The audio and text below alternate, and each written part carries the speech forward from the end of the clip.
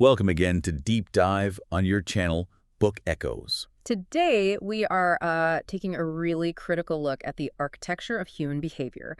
We're focusing specifically on the blueprint laid out by James Clear in his book, Atomic Habits. Yeah, and our mission today is pretty simple. We want to give you the exact actionable framework from Clear's research.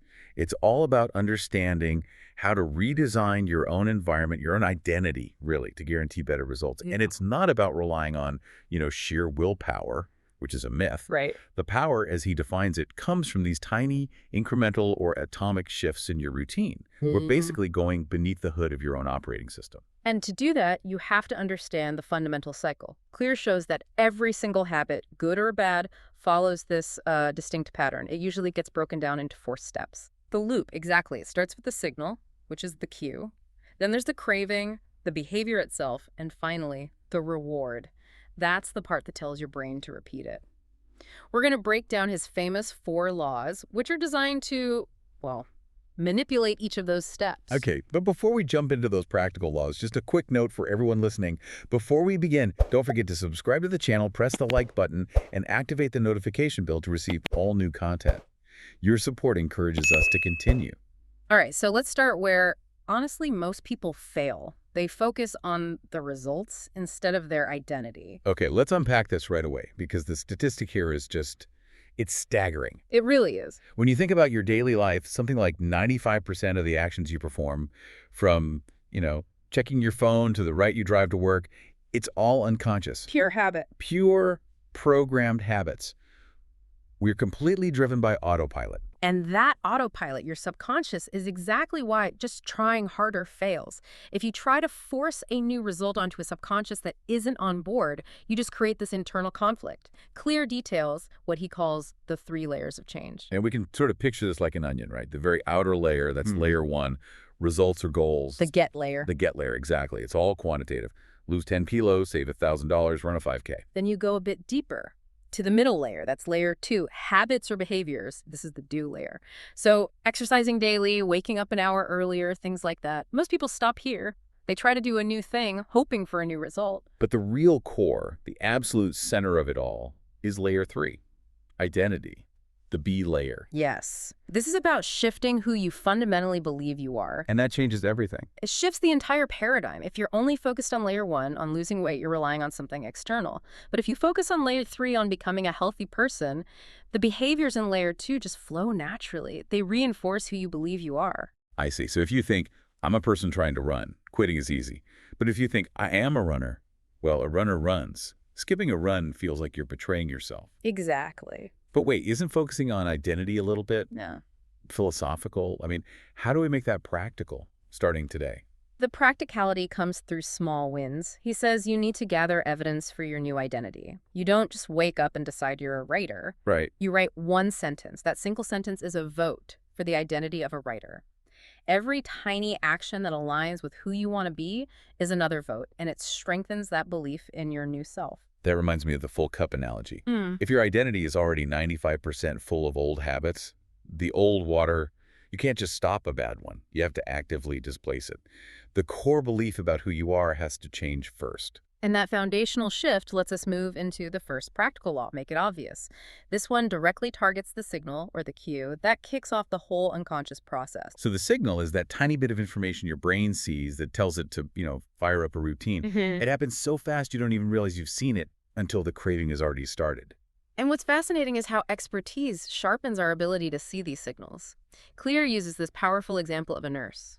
She noticed this really subtle, almost invisible change in her father-in-law's face, in the blood flow pattern. Wow. And years of clinical experience had conditioned her to see that tiny visual cue as a sign of a life-threatening blockage. The signal for danger was obvious to her, but completely invisible to everyone else. That's a great way to illustrate how experience literally changes what you see. So for the rest of us, we need to sort of manually engineer our own signals. What are the common types we should be looking out for? They fall into a few big categories. You've got visual signals, which are the most common, seeing your gym bag, seeing the cookie jar. Then there are environmental signals. Like a specific place. A specific place, yeah. Your favorite chair triggers TV watching. The rest stop on the highway triggers buying junk food. And don't forget social signals.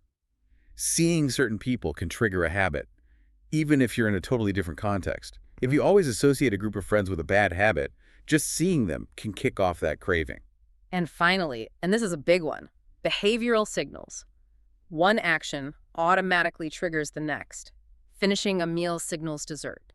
Finishing your work for the day signals checking social media. So the rule for success, make it obvious, is all about engineering your environment on purpose.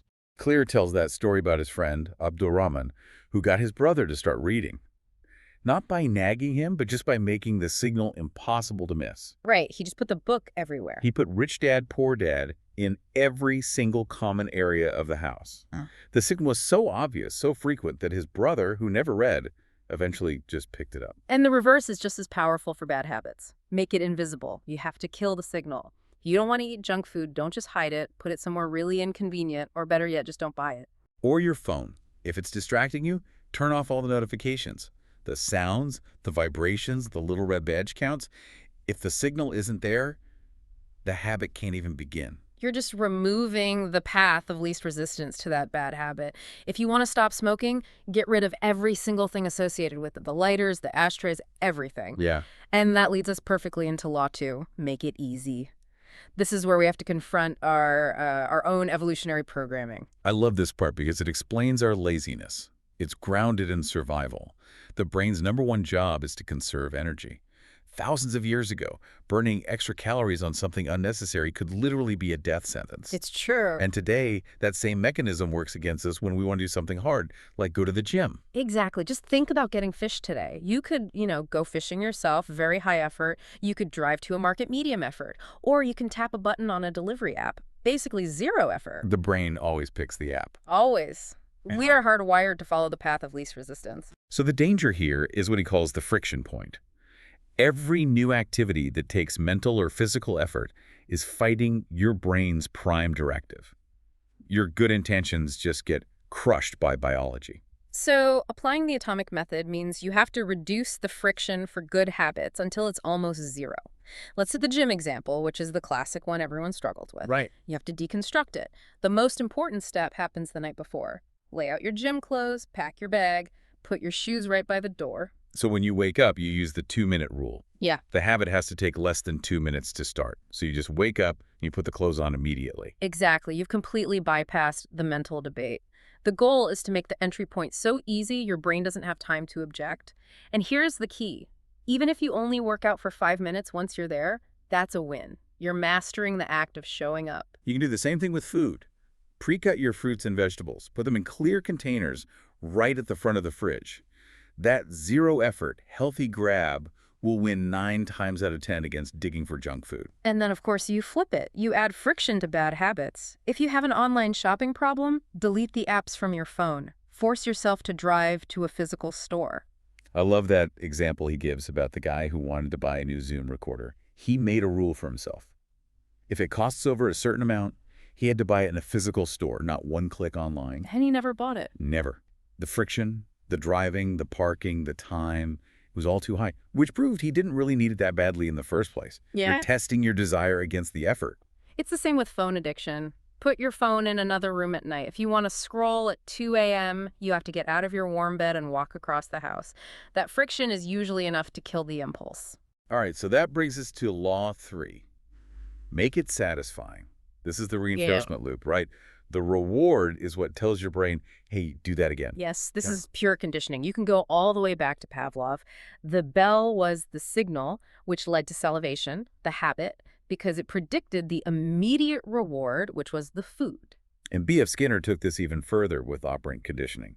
He showed that behavior is strengthened by reinforcement. And we should clarify for everyone, positive reinforcement is adding something good. You do a task, you get praised, you're more likely to do it again. And negative reinforcement isn't punishment. It's about removing something bad, like hitting the snooze button to stop that awful alarm sound. Yeah. You repeat the action because it takes away something annoying. Both of them strengthen the behavior. But here's the massive problem we all face today. Delayed returns. The rewards for good habits, health, wealth, learning a skill, they are years, even decades away. But the rewards for bad habits, junk food, smoking, impulse buys, are immediate and powerful. Our primitive brain just isn't built to prioritize the distant future over the immediate present. So the solution is to kind of trick our brain. We have to create an immediate, tangible reward to compensate for that delay. That's it. The classic story is the salesman who got paid his commission only once a year. The reward delay was huge, so he got 2 boxes and 120 pins. After every single sales call, he moved 1 pin from the full box to the empty one. The physical act of moving the pin was the reward. It was the immediate satisfaction. And that system led to millions in sales. You can do the same thing with a calendar. Put a big green check mark on every day you complete your habit. The satisfaction comes from not breaking the chain. So you're creating a visual scorecard for yourself. You can also use something called habit bundling.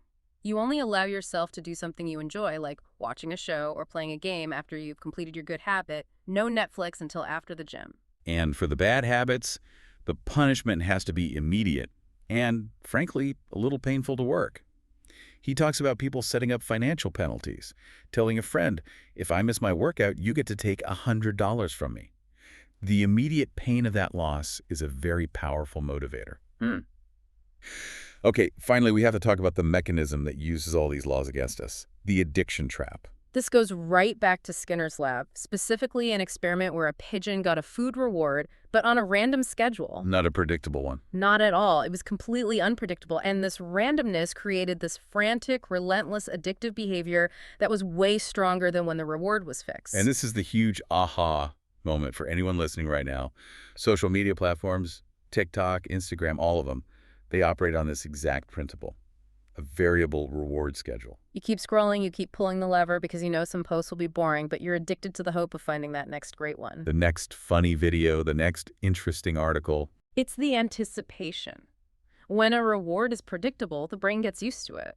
But when it's uncertain, the dopamine response, that's the chemical of wanting and seeking, it spikes right before the action.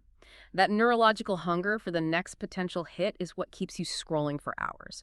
You are literally trapped in a system designed to exploit your own biology. And it's so dangerous because the hit is instant and there's zero friction.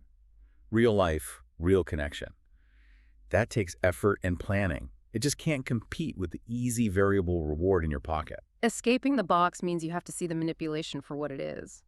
True control comes from choosing to find your rewards in the real world, in hobbies, in relationships, in building a skill.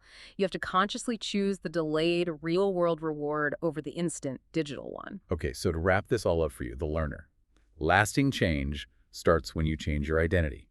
You gather evidence for who you want to become. Then you apply the framework. Make your good habits obvious and easy. And at the same time, make your bad habits invisible and difficult. Add friction. Kill the cues. And finally, use immediate rewards or punishments. Track your progress. Bundle your habits. Use fines to bridge that gap until the truly great but delayed rewards of a better life finally show up. And here's a final thought for you to consider. Self-discipline really begins with basic control over your immediate environment. True freedom from what you might call the student mentality, where you need a boss or a teacher to impose discipline. That freedom comes from controlling your own space first. It's a great point. Can you really say you've mastered your life if you haven't even mastered making your own bed or cleaning your desk? Something to think about. We will meet again in another episode with another book. Take care and see you next time.